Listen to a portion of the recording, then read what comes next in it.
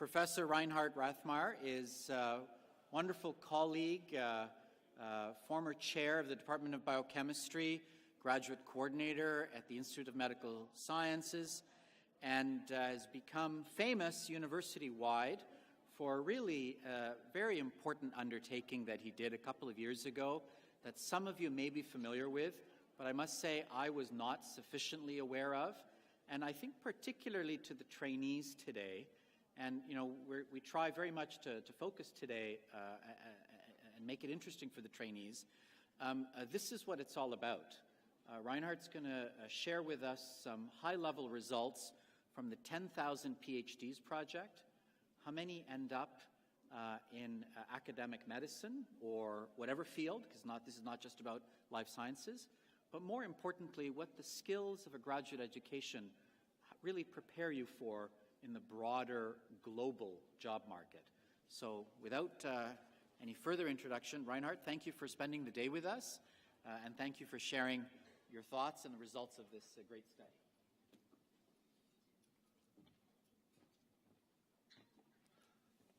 All right. So thank you, Mr. It's really great to be here and see the kind of buzz in the room and the posters. Again, it's all about young people doing great science. I think it's wonderful.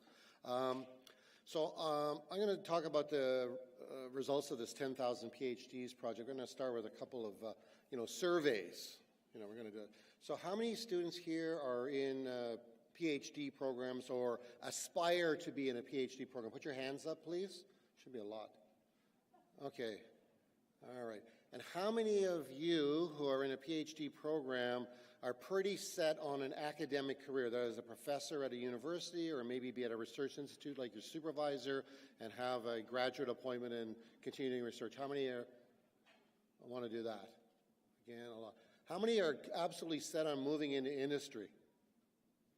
Oh, there's one I saw over there. Is there? Okay. Okay. There's one guy. I want to talk to you. Okay, that's good. And then how many have absolutely no idea, really? It should actually, okay, so I'm not actually worried about the third group at all, because you guys are going to do fine. And I'm going to tell you about the guys who kind of have their eyes set on the prize. They may, want to think a little more deeply about their career path. So that's kind of one of my messages I want to get out. Okay. So what is this 10,000 PhDs project about? Well, it's an initiative at School of Graduate Studies. That's actually a lie. It was my initiative. But I did it through the School of Graduate Studies. And the purpose of the 10,000 PhDs project was to determine the current, and we did this survey in 2016, of the 10,866 individuals who graduated with a PhD from U of T in all disciplines from the years 2000 to 2015. So again, we did this analysis in 2016. So you can think that, well, some of them are recent graduates. They just graduated the year before. Some graduated, 15 years before in the year 2000. And I looked into, the literature, and I talked to a lot of people about how to do this. And the way we did it was we used internet searches of publicly available data sources, such as LinkedIn, websites, departmental, university, company, etc. And we actually found 85% of the graduates without contacting one person. So everybody's out there. The information's out there, and you just have to look and you can find it. Actually, we did better than 85% because some of the data, we only had one data point. And as everybody in this room knows, you need at least 2 data points to do statistics. Oh, maybe it's more than that, actually, isn't it? I think Mr. was going around the posters talking about how many data points and robustness of data. So yeah, actually you need more than that. So push it hard. So I was a project lead and we had a team, and what I did was I hired a bunch of media savvy undergraduates or master's students to do the searches. And we did get financial support from the School of Graduate Studies. We hired most of these people as work-study project over the summer. So here's the first pie chart. This is overall U of T. So where are these people, these PhDs in 2016? And as you can see, about a quarter of them, that's the dark blue, are currently tenure-track professors. Now, there's another group, if you look in the blue, this is all in what we call post-secondary education sector. So you see there are some that are teaching stream professors that might be called lecturers. And then adjunct and affiliate professors, most of the supervisors of the students in this room are probably under that category. And you'll see later on when we look at the faculty of medicine, that percentage is very high. So again, those are people who are paid by a research institute, but they are faculty members at the University of Toronto. They train graduate students, they teach, they do administration, etc. But you'll also notice that a large percentage are working in the private sector. That's kind of the orange. In the public sector, that's mostly in hospitals or in the government. And then, again, as I said, the unknowns were the 15%. I have to say that we didn't find anybody who was in prison. But of course, if you're in prison, you're not allowed to have a website, I believe. So I'm not sure. Out of 10,000, it could be. But we actually looked hard for that, right? We did look hard for that. Can we find anybody? No. So I think doing a PhD will keep you out of jail. I think that's one of the messages I want to deliver. Okay. So we went back to the year 2000 to get some kind of trajectory. So have things changed? And again, this is the blue section, which is the post-secondary education sector. And on the bottom in the dark blue, you'll see the numbers of our graduates who are currently tenure-track professors. That's just one output that we had. And you'll see the numbers around 200. And that number has stayed flat all across until you get to like more recent times, so around 2012, 13. So the number of our graduates who are getting tenure-track positions has stayed, constant. And then you see a decline in more recent graduates, and then in the next lighter blue up, those are people who are doing postdocs. So again, in life sciences, physical sciences, there's postdoc is a prerequisite to getting a tenure-track position. And if you extrapolate out of the dark blue across it, assuming it'll stay at 200, about half the people who are currently postdocs will eventually end up as tenure-track professors. That's pretty healthy as well. Oops, sorry. I skipped one. So the private sector breakdown. So again, this is a pie chart. It's kind of done in a clock. So at 12 o'clock is arts and culture. That's in blue. And then we have banking, finance in orange. And the big gray section is biotech. So if you look at the private number, the people who are in the private sector, the majority, the highest number percentage are in biotech sector. But again, if you go back to that orange one, that's the banking and finance. When we looked into that, like how come a lot of PhDs are working at the Royal Bank? What are they doing? So it turns out they're mostly, as you might be not surprised, graduates in mathematics, physics, computing sciences. They're doing AI for the Royal Bank, for example. The Royal Bank is using AI. Of course they're using AI because they want to know all about their customers and clients and what you buy and what you might buy from them. So that's pretty interesting. There's also quite a few people in the banking sector who have degrees in life sciences. So those people are working for the investment arms of, again, banks, etc. Should we invest in this biotech company, yes or no? So again, you guys have the skills to look at, is this the latest kind of research? Is it the best methodologies? Who are the principals behind this company? Are they the top scientists? You do that already when you do a lit review. So you already have those skills. So those are really great jobs to look at. But again, you look at the colors in that pie chart, and it's our PhD graduates are finding employment in all kinds of sectors. So if you look at where the graduates are working, so this breaks it down into a number of categories. So overall, if you're a PhD graduate from U of T, there's a number 66.39%. So about 2/3 are employed in Canada overall. There's a fair number, 20%, that are in the US. That's mostly as postdocs, and they often come back to Canada for employment. And then others are employed outside. Now, if you're a Canadian citizen, this is at time of graduation, 3/4 now of the PhDs are going to stay are employed in Canada. Some still go to the U.S. As postdocs and other jobs as well and internationally. If you're a permanent resident, and that's again a time of graduation, a little over half will stay in Canada. A lot go to the States, about 1/4, and then some go outside. And if you're international, that means you retained your citizenship. You didn't become a permanent resident during your program. Then it divides about equally. So only about a quarter stay in Canada. A lot go to the U.S., and then some are employed outside. And when we looked at where they were, the ones employed outside for international, they most often go back to their home country. So we have some data on that as well.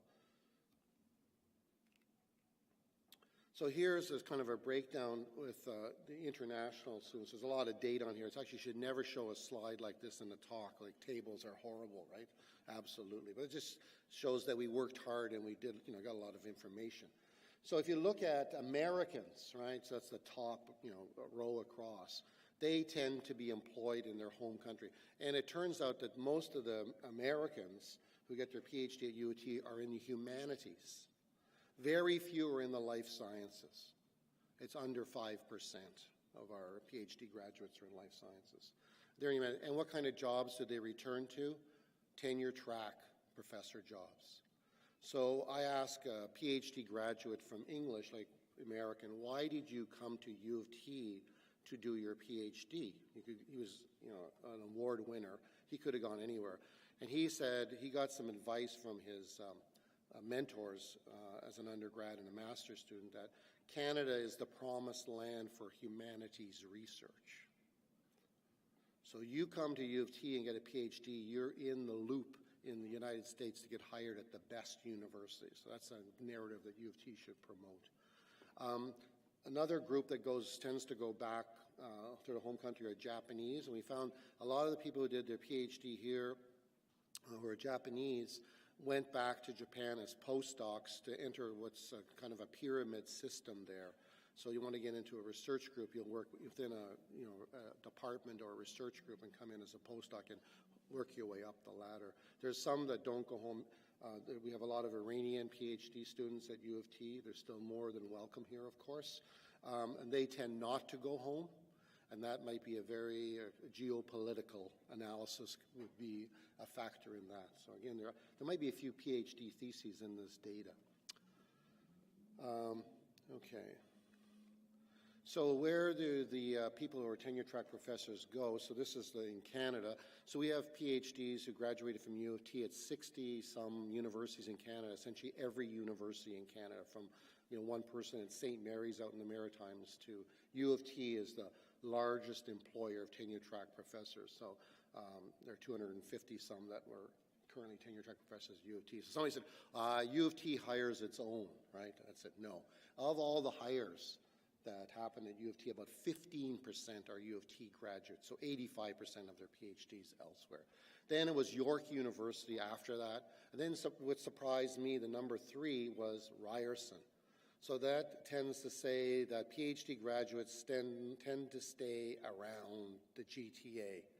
When we talk to some of the students about that, it's usually due to family issues. Their partner, spouse, whatever, has a good job here. Their parents are here. They have a couple of kids, and they need to have help with that, etc. And then it goes, people venture a little bit further down the 401.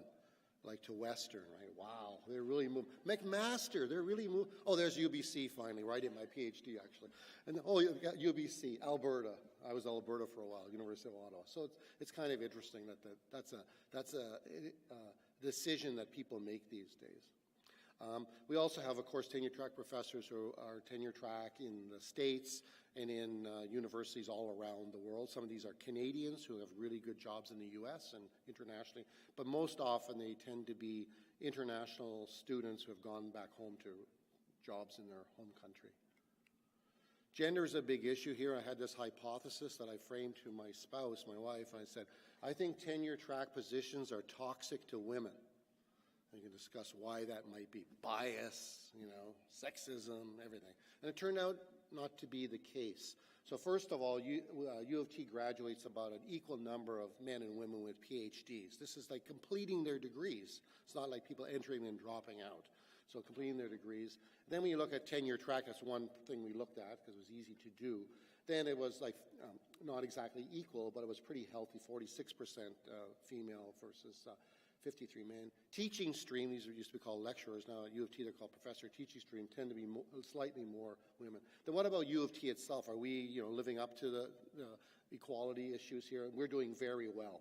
So tenure track, actually, women are slightly more than men, and then teaching stream tends to be more women are interested in that stream rather than the research stream, for example.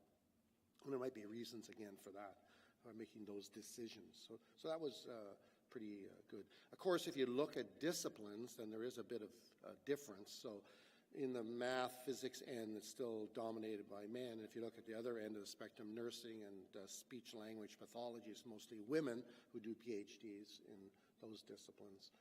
But for most of the graduate units at U of T, and there are over 100 of them, it's about 50% plus or minus 10 or so. So it's pretty good. Okay, what about the faculty of medicine? This is, more relevant to the people in this room. So now you can see that the percentage who are tenure track is not a quarter, but only 15%. And it varies a little bit by department. So biochemistry, it's around 15%. Immunology is under 10%. So about 8% of PhDs who get their PhD at U of T in immunology end up as tenure track professors. Now you can see that adjunct affiliated is a pretty healthy number. So again, makes sense. If you're in the a graduate unit in the faculty of medicine, there are really excellent jobs at the research institutes. That's just not here in Toronto, of course, but it's in Montreal, in Vancouver, etc. So that's another kind of area where you can find employment. And then, but look at the private sector, it's still pretty healthy, about 18%, the public sector 15%. And again, the unknowns were around 15%, so it didn't matter really if you're looking overall or faculty of medicine. The private sector breakdown for faculty of medicine, not surprising, the big gray thing is biotech and pharma. So that's where they are. And when we looked at where those people are employed, most of them were in the GTA. So why is the percentage of PhDs in immunology who are tenure-track professors small? Because they're all working at, Sanofi Pasteur locally. They hire a lot of immunologists, right? So there's great jobs there. These people in biotech are also found, not surprisingly, having really great jobs in Boston and in the Bay Area, San Francisco as well. So GTA is the biggest, then it's sort of Boston, San Francisco. That's where the companies are. That's the case. So, but then again, you look at the pie, there are people doing all kinds of interesting things in other sectors of the, in the private sector, beyond biotech and pharma.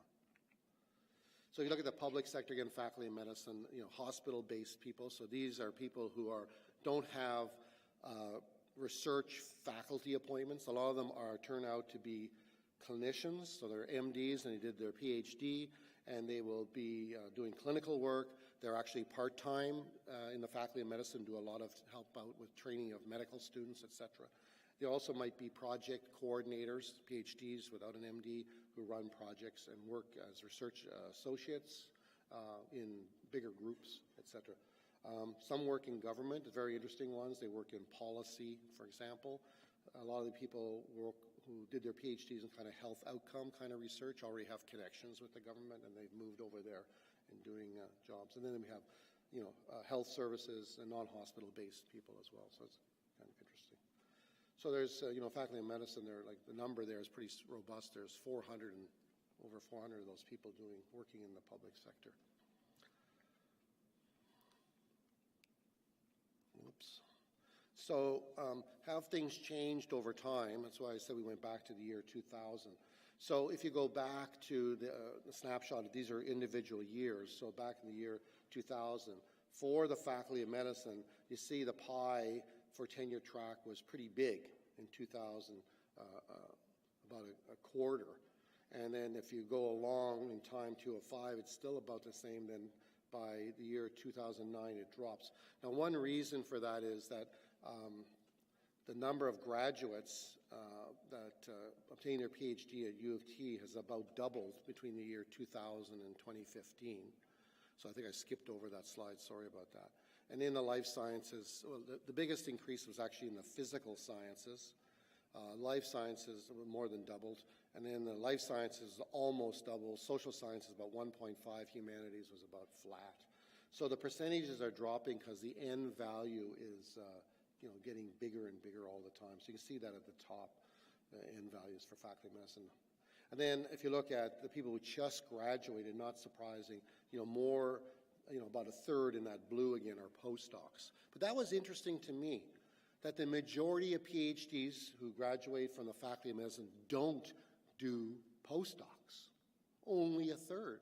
The rest move into employment directly in other PSE in the private sector and public sector, directly without doing a postdoc, right? So those are recent graduates. So that's a change from when I graduated. Postdoc was mandatory to move on. Okay, so you're not supposed to do this, but I want you to do it. Like, take out your phones, right? So if you Google SGS, 10,000 PhDs, you'll see this.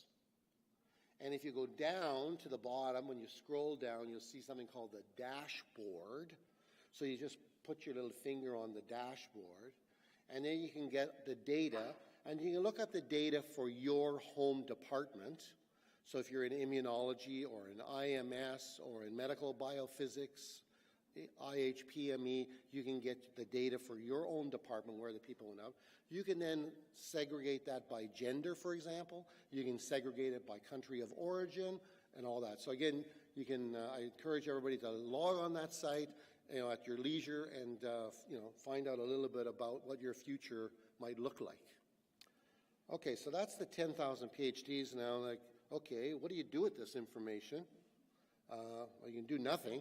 Or you can actually say, well, I should think about this a little bit. So a reality check, right? First is, graduate enrollment has increased. So in the year 2015, U of T graduated 901 PhDs, 901 U of T alone out of 7,000 in Canada. We're a small country, right? So that's a lot of PhDs being produced every year, 901. So congratulations on getting your PhD. It's a lot of work, a lot of effort. Everybody worked hard. They all published in good journals. They all went to the best meetings. Maybe they TA'd, whatever. 901. My question always is, what makes you the one out of the 901? Because you all did with that. What distinguishes you from that, okay? And it's not necessarily that you got a paper and sell, right? That helps sometimes, but that's not the only attribute.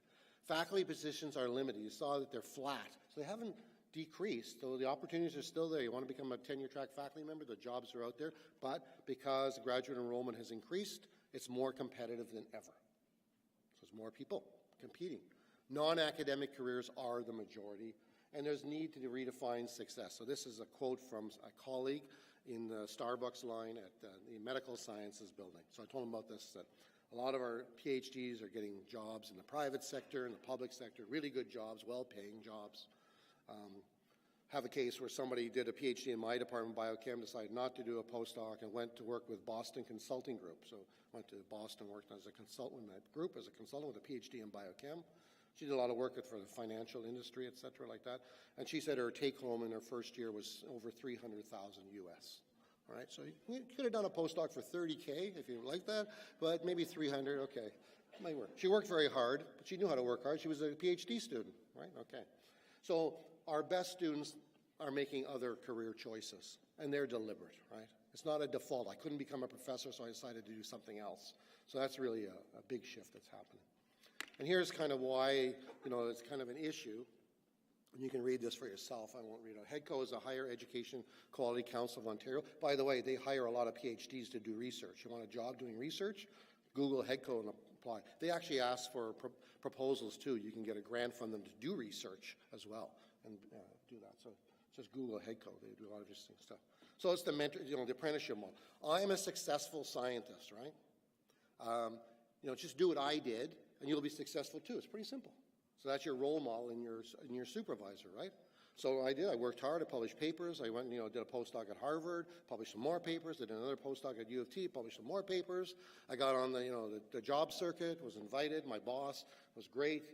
He helped introduce me to very important people around, wrote great letters for me, maybe deservedly, maybe not, I don't know. Anyway, so I get a job. Okay, it worked. That's the model, right? Okay, and that's still a model, right? Sure.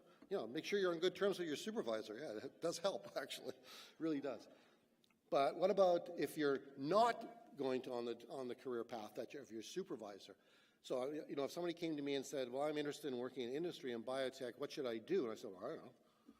I've never worked with industry. I do have a patent, it didn't go anywhere, but, I did that. So I did work with lawyers a little bit, but, don't look at me. So what do you do? So what do you do? Well, we got expertise, right? So professional development. So why professional development? So again, a couple of lines there.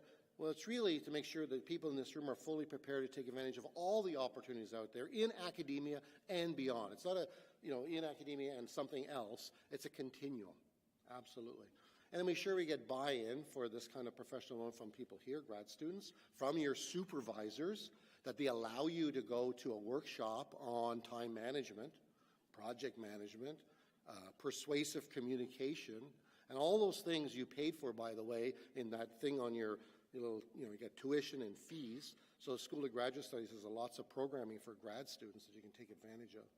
And, grad programs and administrators as well. The world has changed. So in biochemistry, we have a graduate course in professional development. We've run this for about 6 years now. So it's a small class, 25 or so students. We do it for masters, PhDs, and postdocs, different classes. And it's 4 credit, actually. So it counts as one of your credit courses. It's a module. And we work on skills development, mostly communication skills. And we also engage alumni, so we know where our graduates are, and we bring them back to tell their stories. Well, how did you get to be, a job at Boston Consulting Group? And the way she got the job at Boston Consulting Group was one Friday when her friends asked her, do you want to play in a tournament of ultimate frisbee? She said, I don't know, I got to change the media on my culture, and I got to finish off my experiment. She said, well, no, you can do that tomorrow, it'll be fine. So she went to this ultimate frisbee competition out of Sunnybrook, actually, and met somebody who worked for Boston Consulting Group, and the whole thing just went for it. Had she stayed in the lab, changed the media on her cell culture, she wouldn't have got a job at Boston Consulting Group. But she did go back on Saturday to change the media in her culture and did finish off the experiment, right? And this is one of our best students. She published lots of great papers and, was very successful graduate. And build your network. So when I ask students, could you describe to me your professional network? You mean my supervisor, my committee? That's all. That's all who know about me. So what about people outside of academia? Do you have anybody outside that you know about? And all you guys are all leaders already. You're leaders in research. You will be. That's how you publish papers, because you're leading a field. And just keep thinking of yourself that way and develop those leadership skills. So communication is very popular. This is a book I like. It's actually written by Canadian Judith Humphrey. You can find it. She actually runs these workshops for executives who get promoted to their level of incompetence, as they say, like a president of a company or something. And you can take the workshop. It costs you $5,000. Take this workshop, and you'll come out speaking as a leader for sure. Or you can buy the book for $25. And this book is such an easy read. You can read it like on a short airplane ride, and everything tumbles down to 1 or 2 key points. So one of the key points I'll give out now is, and I heard it a little bit with the pitches for the 1 minute, come to see my poster. Some people did extremely well. Other people did very poorly. They had poor slides, I have to say that, for that pitch. It's not a pitch. You can't show your poster. No one's going to be able to read it anyway in the back of the room.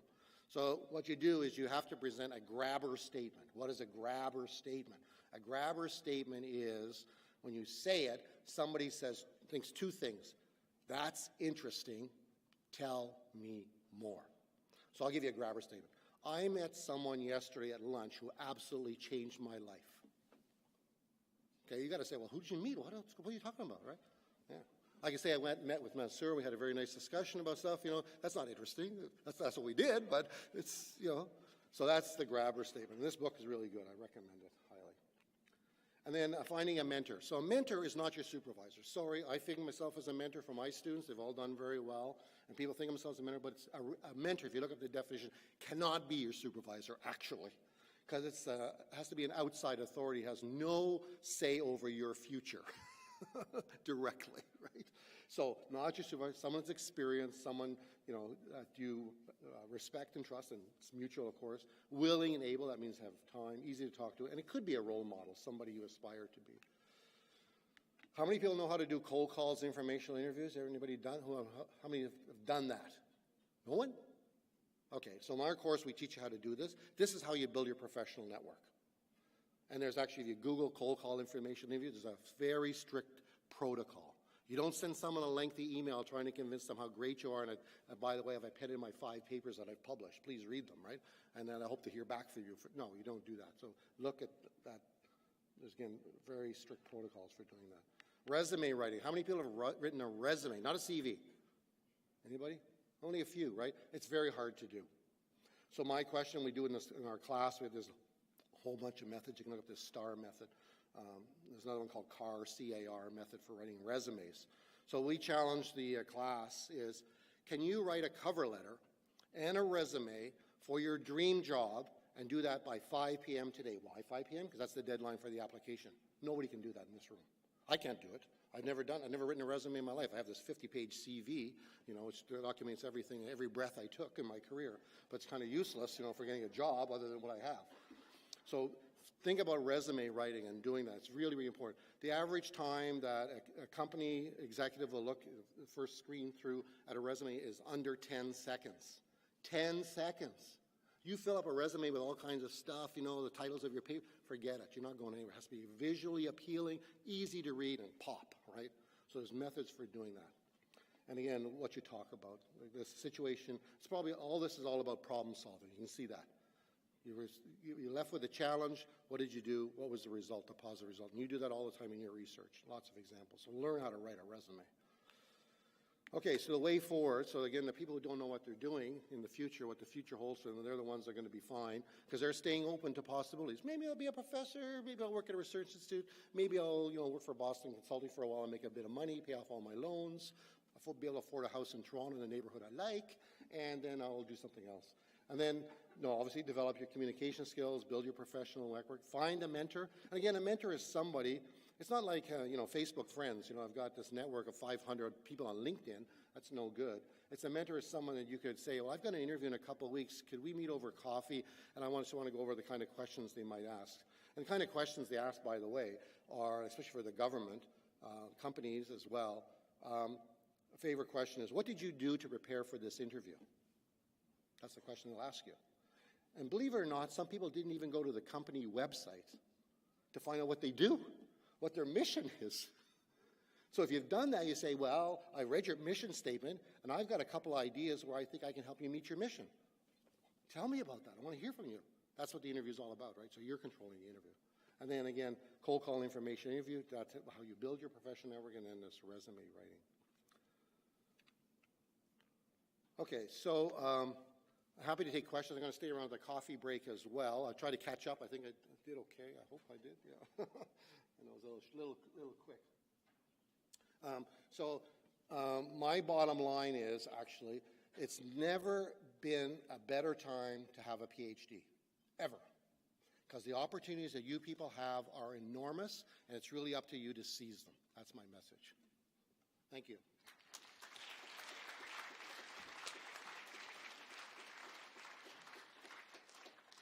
Rather than take questions here, I'm going to ask people to just approach Professor Reithmeier in the coffee break. He's around for that, and then he has to go.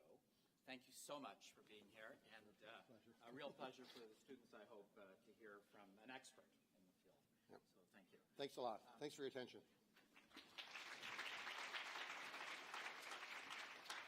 A couple of final reminders. We're now doing the evens. If you were an odd poster presenter and your judge hasn't come by, I hope they'll try to come by now. Or if they don't come by at all, please let Kathy know. I'm sorry for that. But we've got a lot of posters and a lot of judges. And if I can ask the students, as soon as this is done, please take your poster down, which is part of us vacating this space by 4:10. Okay? So, and we'll get everybody back in about 30 minutes. All right? 2:45, please. 2:45.